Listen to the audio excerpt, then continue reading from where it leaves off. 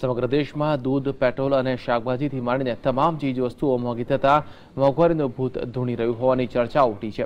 પરંતુ જામનગરમાં યોજાયેલા લોકડાયરામાં મોંઘવારી ભૂત ક્યાંય અલોપ થઈ ગયું હોય તેમ જોવા મળ્યું. કારણ કે લોકડાયરા દરમિયાન સ્ટેજ પર રૂપિયાનો વરસાદ વરસ્યો હતો. જામનગરના કાળાવાડ ગામે ભવ્ય લોકડાયરો યોજાયો હતો.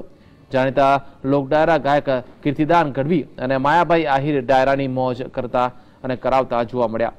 જ્યાં ઉપસ્થિત કેટલાક લોકોએ ડાયરાની મોજમાં અને મોજમાં રૂપિયાનો વરસાદ વરસાવી દીધો. લાખો રૂપિયા નહીં, પરંતુ અંદાજે 4 કરોડ 45 લાખ રૂપિયાનો વરસાદ વરસ્યો હતો. આજે જ્યારે ગરીબ અને મધ્યમ વર્ગમાં પરિવાર માટે 100 રૂપિયા કે 500 રૂપિયાની ચલણી નોટોનું મૂલ્ય નથી હતું, ત્યારે કાલાવડ ખાતે જો ડાયરાની મોજમાં તલ્લીન થયેલા લોકોએ 100 અને 500 રૂપિયાની નોટોનો વરસાદ વરસાવી દીધો હતો. ભારતમાં ચલણી નાણું એ લક્ષ્મીનું સ્વરૂપ મનાય છે.